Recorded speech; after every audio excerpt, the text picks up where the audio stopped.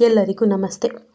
ನನ್ನ ಕತೆ ನಿಮ್ಮ ಜೊತೆ ಇಂತಿ ನಿಮ್ಮ ತೀರ್ಥಶಿವು ಎನ್ನುವ ನನ್ನ ಯೂಟ್ಯೂಬ್ ಚಾನಲ್ಗೆ ನಿಮ್ಮೆಲ್ಲರಿಗೂ ಹೃತ್ಪೂರ್ವಕ ಸ್ವಾಗತ. ನಾನು ನಿಮ್ಮ ತೀರ್ಥಶಿವು. ನಾನೇ ಬರೆದು ವಾಚಿಸುತ್ತಿರುವ ಹಿತವಾದ ಸಿಹಿಜ್ವಾಲೆ ಕಥೆಯ ಮುಂದುವರೆದ ಭಾಗವಿದು. ಕತೆಗೆ ಹೋಗೋಕ್ಕೂ ಮೊದಲು ನಾನು ಕೆಲವೊಂದು ಮಾತುಗಳನ್ನು ಹೇಳಬೇಕು, ಕೆಲವೊಂದು ವಿಚಾರಗಳನ್ನು ಸ್ಪಷ್ಟಪಡಿಸಬೇಕು. ಈಗಾಗಲೇ ಹೇಳಿರುವ ವಿಚಾರವಾದರೂ ಮತ್ತೆ ಅದನ್ನೇ ಹೇಳ್ತಾ ಇದ್ದೀನಿ. ಅರ್ಥ ಆಗದವರಿಗೆ ಮತ್ತೆ ಮತ್ತೆ ಹೇಳಬೇಕಾಗತ್ತೆ. ಹಾಗಂತ ಇದನ್ನೇ ಪದೇ ಪದೇ ಹೇಳಲ್ಲ. ಇದು ನನ್ನ ಕಡೆಯಿಂದ ಸಿಗ್ತಾ ಇರುವ ಎಚ್ಚರಿಕೆ ಅಂತನಾದರೂ ತಿಳ್ಕೊಳ್ಳಿ, ಬೇರೆ ಏನು ಬೇಕಾದರೂ ತಿಳ್ಕೊಳ್ಳಿ, ಅಥವಾ ಇವಳಿಗೆ ಅಹಂಕಾರ ಅಂತ ತಿಳ್ಕೊಂಡ್ರೂ ಪರವಾಗಿಲ್ಲ, ನಾನೇನು ಕೇರ್ ಮಾಡಲ್ಲ. ಏನಂದರೆ, ನಾನು ಈಗಾಗಲೇ ಹೇಳಿದ್ದೀನಿ, ಪುಟ್ಟ ಮಗು ಇದೆ, 6-7 ತಿಂಗಳ ಮಗು ಅಂತ. ಈಗ ನನ್ನ ಮಗಳಿಗೆ 8ನೇ ತಿಂಗಳು ನಡೀತಾ ಇರೋದು. ಅಷ್ಟು ಪುಟ್ಟ ಮಗುನ ಇಟ್ಕೊಂಡು ನನಗೆ ಡೈಲಿ ಎಪಿಸೋಡ್ಗಳನ್ನ ಹಾಕೋಕ್ಕೆ ಆಗಲ್ಲ.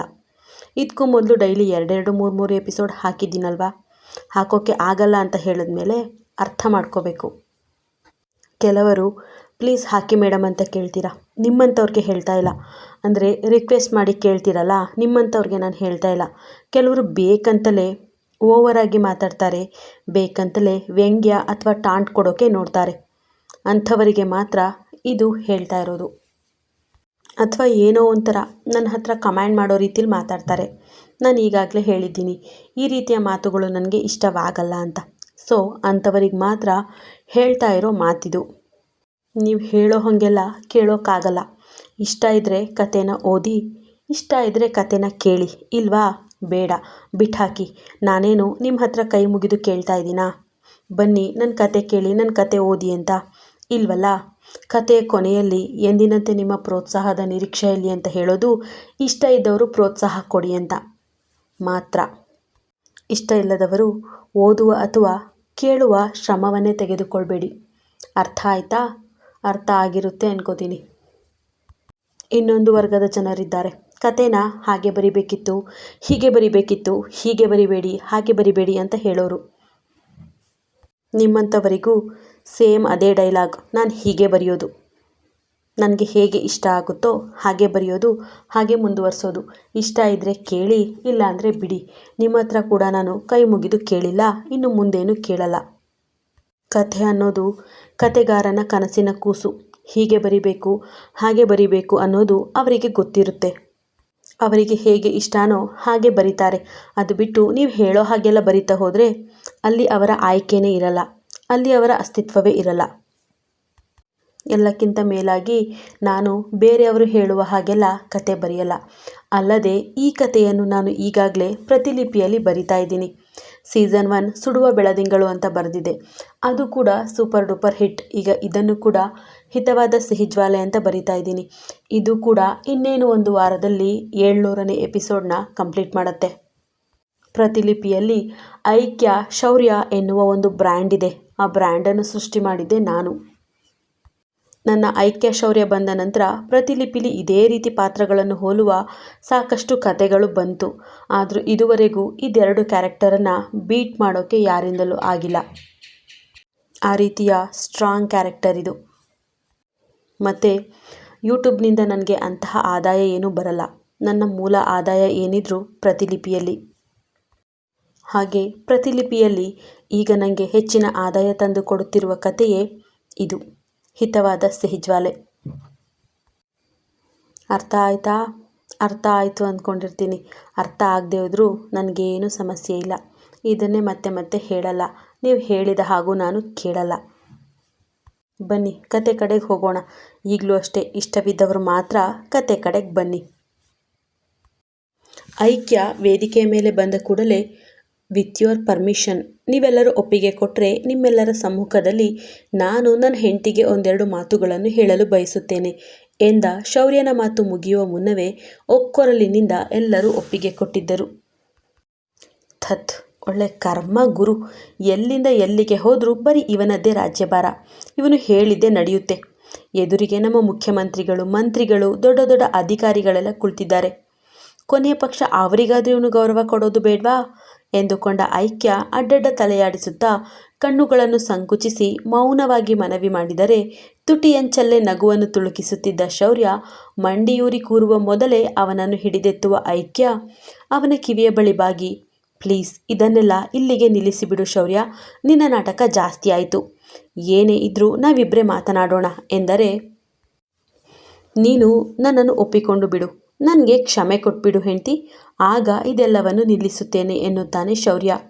ತಕ್ಷಣ ಐಕ್ಯ ಹಿಂದೆ ಸರಿದರೆ ತಾನಂದುಕೊಂಡಂತೆ ಅವಳೆದುರು ಮಂಡಿಯೂರಿ ಕುಳಿತವನು, ಹೆಂಡ್ತಿ, ಇದನ್ನು ನಾನು ತೋರಿಕೆಗೆ ಹೇಳ್ತಾ ಇಲ್ಲ, ನಾಟಕೀಯವಾಗಿಯೂ ಹೇಳ್ತಾ ಇಲ್ಲ.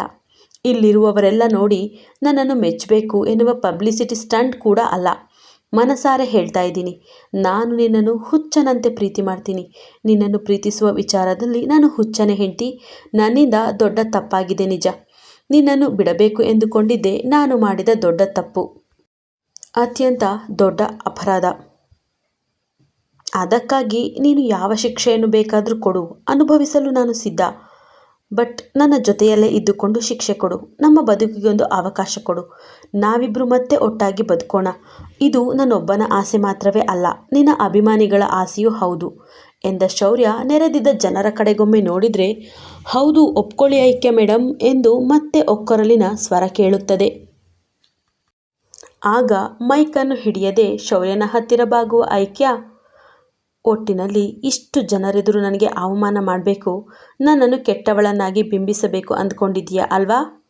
ನೀನು ಮಾಡಿದ್ದನ್ನೆಲ್ಲ ನಾನು ಇಷ್ಟು ಜನರ ಎದುರು ಹೇಳಲು ಸಾಧ್ಯವಿಲ್ಲ ಅಂತ ಮೆರೆಯುತ್ತಿದ್ದೀಯಾ? ಸುಮ್ಮನೆ ಮೇಲೆದ್ದು ಬಿಡು ಶೌರ್ಯ, ನಿನಗಿನ್ನೂ ನನ್ನ ಬಗ್ಗೆ ಗೊತ್ತಿಲ್ಲ. ನೀರಿಗಿಳಿದ ಮೇಲೆ ಚಳಿಯನ್ನು ಲೆಕ್ಕಿಸುವುದಿಲ್ಲ ನಾನು ಎನ್ನುವ ಹೊತ್ತಿಗೆ ತನ್ನ ಜೇಬಿನಿಂದ ಒಂದು ಉಂಗುರ ತೆಗೆದು ಅವಳ ಎದುರು ಹಿಡಿದ ಶೌರ್ಯ, ಹೆಂಡ್ತಿ ಪ್ಲೀಸ್ ನನ್ನನ್ನು ಕ್ಷಮಿಸಿಬಿಡು, ನನಗೊಂದು ಅವಕಾಶ ಕೊಡು ಎನ್ನುತ್ತಾನೆ. ಆ ಉಂಗುರ ಬೇರೆ ಯಾವುದೂ ಅಲ್ಲ, ಹಿಂದೊಮ್ಮೆ ಐಶುವಿನ ಸೀಮಂತದ ಸಮಯದಲ್ಲಿ ಅವಳ ಪ್ರೀತಿಯನ್ನು ಒಪ್ಪಿಕೊಂಡು ತಾನೇ ಅವಳಿಗೆ ಪ್ರಪೋಸ್ ಮಾಡಿ ತೊಡಿಸಿದ ಉಂಗುರವನ್ನು ಕಂಡು ಐಕ್ಯ ಖುಷಿಯಿಂದ ಕುಣಿದು ಕುಪ್ಪಳಿಸಿದ್ದಳು. ಅದರ ಬೆಲೆ ಕೇಳಿ ತೆಗೆದುಕೊಳ್ಳಲಾಗದೆ ಬೇಸರಪಡಿಸಿದ್ದ ಹುಡುಗಿಯ ಮನಸ್ಸನ್ನು ಸಂತೋಷಗೊಳಿಸುವ ಸಲುವಾಗಿಯೇ ಆ ಉಂಗುರವನ್ನು ಉಡುಗೊರೆ ಕೊಟ್ಟಿದ್ದ ಶೌರ್ಯ. ಆದರೆ ಅವಳನ್ನು ಮನೆಯಿಂದ ಹೊರಗೆ ಹೋಗು ಎನ್ನುವಾಗ ಅದೇ ಉಂಗುರವನ್ನು ತಾನೇ ಬಲವಂತವಾಗಿ ಕಸಿದುಕೊಂಡಿದ್ದ. ಈಗ ಮತ್ತದೇ ಉಂಗುರವನ್ನು ಅವಳೆದುರು ಹಿಡಿಯುತ್ತಾನೆ. ಹೀಗೆ ಮಾಡಿದರೆ ಅವಳಿಗೆ ಅವನು ಕೊಟ್ಟು ಕಿತ್ತುಕೊಂಡ ಎಂದು ಕೋಪ ಬರಲ್ವಾ? And this is for you ಹೆಂಡ್ತಿ, ಈ ಅವಾರ್ಡ್ ಕೂಡ ನಿನಗೆ ಸೇರಿದ್ದು. ನೀನಿಲ್ಲದೆ ನನಗೆ ಈ ಅವಾರ್ಡ್ ಸಿಗ್ತಾ ಇರಲಿಲ್ಲ. ಈ ಸಿನಿಮಾದ ಜೀವವೇ ನೀನು ಎಂದು ಒಂದು ಕೈನಲ್ಲಿ ಉಂಗುರ ಮತ್ತೊಂದು ಕೈನಲ್ಲಿ ಅವಾರ್ಡನ್ನು ಚಾಚುತ್ತಾನೆ ಶೌರ್ಯ. ಈಗ ಖಂಡಿತವಾಗಿಯೂ ಐಕ್ಯ ಆ ಎರಡನ್ನೂ ಪಡೆಯಬಹುದು, ಪಡೆಯಲೇಬೇಕು ಎಂದು ಎಲ್ಲರೂ ಯೋಚಿಸುತ್ತಾರೆ. ಶೌರ್ಯ ಕೂಡ ಹಾಗೆಯೇ ತಿಳಿದಿದ್ದ. ಆದರೆ ಎಲ್ಲರ ಅನಿಸಿಕೆಯನ್ನು ಸುಳ್ಳು ಮಾಡುವ ಐಕ್ಯ ಅವನೆದುರು ತನ್ನ ಎಡಗೈ ತೋರಿಸುತ್ತಾ ಉಂಗುರ ಬೆರಳಿದ್ದ ಉಂಗುರವನ್ನು ಮುಟ್ಟಿ ತೋರುತ್ತಾ, ಸಾರಿ ಶೌರ್ಯ ಸರ್, ನೀವು ಟ್ರೈನ್ ಹೋದ್ಮೇಲೆ ಟಿಕೆಟ್ ತೆಗೆದುಕೊಳ್ಳಲು ಬಂದಿದ್ದೀರಾ. ಯಾಕಂದರೆ ನಾನೀಗಾಗಲೇ ಬೇರೆಯವರಿಗೆ ಕಮಿಟ್ ಆಗಿದ್ದೀನಿ. ಹೇಗೋ ನಮ್ಮಿಬ್ಬರ ಡೈವರ್ಸ್ ಕೊನೆಯ ಹಂತಕ್ಕೆ ಬಂದಿದೆಯಲ್ಲ. ಇನ್ನೇನು ಸ್ವಲ್ಪ ದಿನದಲ್ಲೇ ನಮಗೆ ಡೈವರ್ಸ್ ಸಿಗುತ್ತೆ ಎನ್ನುವ ಬಲವಾದ ನಂಬಿಕೆ ಇದೆ ನನಗೆ. ಅದಕ್ಕೆ ನನ್ನ ಅಚ್ಚ ಅಮ್ಮ ತೋರಿದ ಹುಡುಗನನ್ನು ಮದುವೆ ಆಗಲು ಒಪ್ಪಿಗೆ ಕೊಟ್ಟಿದ್ದೀನಿ. ಅಭಿಮಾನಿಗಳು ಆಸೆಪಟ್ಟರು ಅಂತ ನನ್ನ ಬದುಕನ್ನು ಪಣಕ್ಕಿಡುವಷ್ಟು ಧೈರ್ಯ ನನಗಿಲ್ಲ. ನೀವು ಕೂಡ ನಿಮ್ಮ ಬದುಕಿಗೆ ಹೊಸ ಸಂಗಾತಿಯನ್ನು ಕರೆತನ್ನಿ ಎನ್ನುತ್ತಾಳೆ. ಅವಳ ಮಾತನ್ನು ಕೇಳಿ ಒಂದಷ್ಟು ಜನರ ಉತ್ಸಾಹ ಗಾಳಿ ತೆಗೆದ ಬಲೂನಿನಂತೆ ಆಗಿ ಹೋದರೆ, ಶೌರ್ಯ ಮಾತ್ರ ಪೆಟ್ರೋಲ್ಗೆ ಬೆಂಕಿಯ ಕಿಡಿ ತಾಗಿದಷ್ಟು ವೇಗವಾಗಿ ಕುದಿಯಲು ಶುರು ಮಾಡಿದ್ದ. ಈಗ ಕೋಪದಿಂದ ಕೆಂಪಾದ ಅವನ ಮುಖ ಮತ್ತು ಕಿವಿಯನ್ನು ಕಂಡು ವ್ಯಂಗ್ಯವಾಗಿ ತುಟಿ ಸೊಟ್ಟ ಮಾಡಿ ನಗುವ ಐಕ್ಯ ಕೆಳಗೆ ಕುಳಿತಿದ್ದವನನ್ನು ಮೇಲೆಬ್ಬಿಸುವ ನೆಪದಲ್ಲಿ, ಎಂದಾಯಿ ಎಂಡೆ ಸೈಕೋ ಕುಟ್ಟಿಕಿ, ಅಂದರೆ ಏನಾಯಿತು ನನ್ನ ಸೈಕೋ ಬೇಬಿಗೆ, ಕೋಪ ಬಂತಾ? ನಿನ್ನ ಚಾಪೆ ಕೆಳಗೆ ತೂರಿದ್ರೆ ನಾನು ರಂಗೋಲಿ ಕೆಳಗೆ ತೂರ್ಬಲ್ಲೆ ಗುರು. ಈ ರೀತಿಯ ಆಟವನ್ನೆಲ್ಲ ನಿನ್ನ ಮಂದಿರ ಮಂಟಪದ ಹತ್ತಿರವೇ ಇಟ್ಕೋ. ನೀನು ಎಷ್ಟೇ ನಾಟಕವಾಡಿದ್ರೂ ನನ್ನಿಂದ ಕ್ಷಮೆ ಸಿಗಲ್ಲ. ಈ ಐಕ್ಯ ಯಾವತ್ತೂ ನಿನ್ನ ಬಾಳಿಗೆ ವಾಪಸ್ ಬರಲ್ಲ ಎಂದು ಕೆಳಗೆ ಹೋಗುತ್ತಾಳೆ. ಯಾವಾಗ ಐಕ್ಯ ಆ ರೀತಿ ಹೇಳಿದಳೋ ಮತ್ತೆ ಸಭಾಂಗಣ ಪೂರ್ತಿ ನಿಶ್ಶಬ್ದ ಆವರಿಸುತ್ತದೆ. ಆದರೂ ಕಾರ್ಯಕ್ರಮ ನಡೆಯಲೇಬೇಕಿತ್ತಲ್ಲ, ಹಾಗಾಗಿ ಉಳಿದ ಪ್ರಶಸ್ತಿಗಳನ್ನು ಕೂಡ ವಿತರಿಸುತ್ತಾರೆ. ಹಾಗೆ ತನ್ನ ಸರದಿ ಬಂದಾಗ ಪ್ರಶಸ್ತಿ ಸ್ವೀಕರಿಸಿದ ಐಕ್ಯ, ನಾನು ಮೊದಲು ಧನ್ಯವಾದ ಹೇಳೋದು ಚಿತ್ರದ ನಿರ್ಮಾಪಕ ಶೌರ್ಯ ಆದಿತ್ಯರಾಜ್ ಸರ್ಗೆ. ಯಾಕಂದರೆ ನನ್ನನ್ನು ಸುಡುವ ಬೆಳದಿಂಗಳು ಸಿನಿಮಾದ ನಾಯಕಿಯಾಗಿ ಆಯ್ಕೆ ಮಾಡಿದ್ದೇ ಅವರು. ಅದರರ್ಥ ನನ್ನಲ್ಲಿದ್ದ ನಟಿಯನ್ನು ಹೊರತಂದವರು ಅವರೇ. ಹಾಗಾಗಿ ನನ್ನ ಮೊದಲ ಧನ್ಯವಾದ ಅವರಿಗೆ ಸಲ್ಲಬೇಕು. ನಂತರ ಅದೇ ಸಿನಿಮಾದ ನಿರ್ದೇಶಕರಿಗೆ ಅಭಿನಯವಂದ್ರೇನು ಎಂದು ಹೇಳಿಕೊಟ್ಟಿದ್ದೆ ಅವರು. ಅಭಿನಯದ ಗಂಧಗಾಳಿ ಗೊತ್ತಿಲ್ಲದ ನಾನು ಇಂದು ಈ ಪ್ರಶಸ್ತಿ ಪಡೆಯಲು ಮುಖ್ಯ ಕಾರಣ ಅವರೇ. ಹಾಗೆ ಈ ಸಿನಿಮಾದ ನನ್ನೆಲ್ಲ ಸಹ ನಟ ನಟಿಯರಿಗೂ ಧನ್ಯವಾದ ಹೇಳುತ್ತೇನೆ ಎಂದವಳು ಮನೆಯಿಂದ ಬರುವಾಗ ತನ್ನ ತಂದೆ ತಾಯಿಗೆ ಧನ್ಯವಾದ ಹೇಳಬೇಕು ಎಂದುಕೊಂಡಿದ್ದಳಾದರೂ ಅದೇಕೋ ಇಲ್ಲಿಗೆ ಬಂದ ನಂತರ ಹೇಳಬೇಕು ಅನ್ನಿಸಲಿಲ್ಲ. ಆದರೆ ವೇದಿಕೆಯಿಂದ ಕೆಳಗಿಳಿಯುವ ಮುನ್ನ ಹಾಗೆ ನನ್ನ ತಮ್ಮ ಕಿಟ್ಟು, ಆತ್ಮೀಯ ಗೆಳೆಯ ಸಂದೇಶ್ ಮತ್ತು ಗೆಳತಿ ಸ್ವೀಟಿ ಮೂವರಿಗೂ ಧನ್ಯವಾದ ಹೇಳ್ತೀನಿ. ಯಾಕಂದರೆ ಎಲ್ಲ ಸಮಯದಲ್ಲೂ ನನಗೆ ಬೆಂಬಲವಾಗಿ ನಿಂತವರು, ಬೆನ್ನೆಲುಬಾಗಿ ನಿಂತವರು ಅವರೇ ಎನ್ನುತ್ತಾಳೆ. ನಂತರ ಸಾಮ್ರಾಟ್ಗೂ ಪ್ರಶಸ್ತಿ ಕೊಡ್ತಾರೆ. ಕೊನೆಯಲ್ಲಿ ಮತ್ತೊಮ್ಮೆ ಐಕ್ಯಳನ್ನು ಕರೆದು ತೀರ್ಪುಗಾರರ ಮೆಚ್ಚುಗೆಯ ಪ್ರತಿಭೆ ಎಂದು ಮತ್ತೊಂದು ಅವಾರ್ಡ್ ಕೂಡ ಕೊಡ್ತಾರೆ. ಆಗ ತನ್ನನ್ನು ನಟಿಯೆಂದು ಗುರುತಿಸಿ ಈ ಮಟ್ಟಕ್ಕೆ ತಂದು ನಿಲ್ಲಿಸಿರುವ ಕನ್ನಡದ ಜನತೆಗೆ ಧನ್ಯವಾದ ಹೇಳಿ ಕೆಳಗೆ ಬಂದ ಐಕ್ಯ, ಇನ್ನು 10 ನಿಮಿಷದಲ್ಲಿ ಕಾರ್ಯಕ್ರಮ ಮುಗಿಬಹುದು, ನಾವೆಲ್ಲ ಹೊರಟು ಬಿಡೋಣ ಎಂದಾಗ ಮಾಲತಿ ಮತ್ತು ಚಂದ್ರನ್ ಇಬ್ಬರು ಪೆಚ್ಚು ಮೋರೆಯಲ್ಲಿ ಕುಳಿತಿರುವುದು ಕಾಣುತ್ತದೆ. ಅದಕ್ಕೆ ಕಾರಣವೇನೆಂದು ಅವಳಿಗೂ ಗೊತ್ತಿತ್ತು. ಆದರೂ ಕೆದಕಿ ಕೇಳಲಿಲ್ಲ ಆ ಹೆಣ್ಣು. ಅಲ್ಲಿಯೇ ಊಟದ ವ್ಯವಸ್ಥೆ ಇದ್ರೂ ಮನೆಯಲ್ಲಿ ಬಾಣಂತಿ ಮತ್ತು ಮಗುವಿರುವುದರಿಂದ ತಡವಾಗಿ ಹೋಗಬಾರ್ದು ಎನ್ನುತ್ತಾ ಐಕ್ಯ ತನ್ನ ಪರಿವಾರದವರನ್ನು ಕರೆದುಕೊಂಡು ಮನೆಯ ಕಡೆ ಹೊರಟು ಬಿಡುತ್ತಾಳೆ. ಅವರೆಲ್ಲ ಮನೆಗೆ ಬಂದಾಗ ಈಗಾಗಲೇ ಟಿವಿಯಲ್ಲಿ ನೇರ ಪ್ರಸಾರ ನೋಡಿದ ಐಶು, ತುಂಬ ಚೆನ್ನಾಗಿ ಮಾತಾಡಿದೆ ಅಚ್ಚು, ನಿನ್ನ ಧೈರ್ಯ ನನಗೆ ತುಂಬ ಇಷ್ಟವಾಯಿತು. ಶೌರ್ಯ ಸರ್ ಹೇಗೆ ನಿನ್ನನ್ನು ಟ್ರ್ಯಾಪ್ ಮಾಡಬೇಕು ಅಂದುಕೊಂಡ್ರೋ ನೀನು ಹಾಗೆ ಅವರಿಗೆ ಉತ್ತರ ಕೊಟ್ಬಿಟ್ಟೆ. ಆದರೆ ನೀನು ತೋರಿಸಿದ ಉಂಗುರ ಯಾವುದು ಎಂದಾಗ ಕಳಚಿ ಅವಳ ಕೈಗೆ ಕೊಟ್ಟ ಐಕ್ಯ, ಇದು ಆರ್ಟಿಫಿಷಿಯಲ್ ಬಿಳಿ ಹರಳಿನ ಉಂಗುರವಷ್ಟೇ ಐಶು, ಬೇಕಾದರೆ ನೀನೇ ಇಟ್ಕೋ ಎಂದು ಎಲ್ಲರಿಗೂ ಊಟ ಬಡಿಸುತ್ತಾಳೆ. ಊಟದ ನಂತರ ತನ್ನ ತಂದೆಯ ಎದುರು ಮಂಡಿಯೂರಿ ಕುಳಿತ ಐಕ್ಯ, ಅಚ್ಚ, ನಾನು ನಿಮ್ಮಿಬ್ಬರ ಹೆಸರನ್ನು ಹೇಳಿಲ್ಲ ಅಂತ ಕೋಪ ಬಂತಾ, ಬೇಸರವಾಯ್ತಾ ಎಂದಾಗ ಇಲ್ಲ ಮಗನೇ ಎನ್ನುತ್ತಾರೆ ಚಂದ್ರನ್. ಆಗ ಐಕ್ಯ, ಸುಳ್ಳು ಹೇಳಬೇಡಿ ಅಚ್ಚ, ನನಗೆಲ್ಲ ಗೊತ್ತಚ್ಚ, ಖಂಡಿತವಾಗಿಯೂ ನಿಮಗೆ ಬೇಸರವಾಗಿದೆ. ಆದರೆ ನಾನು ಉದ್ದೇಶಪೂರ್ವಕವಾಗಿಯೇ ನಿಮ್ಮ ಹೆಸರನ್ನು ಹೇಳಲಿಲ್ಲ. ಯಾಕಂದರೆ ನನಗೆ ಪ್ರಶಸ್ತಿ ಬಂದಿರೋದು ಸುಡುವ ಬೆಳದಿಂಗಳು ಸಿನಿಮಾಗೆ. ಆ ಸಿನಿಮಾದಲ್ಲಿ ನಾನು ನಟಿಸುತ್ತೇನೆ ಎನ್ನುವುದು ನಿಮಗ್ಯಾರಿಗೂ ತಿಳಿದಿರಲಿಲ್ಲ ಅಲ್ವಾ?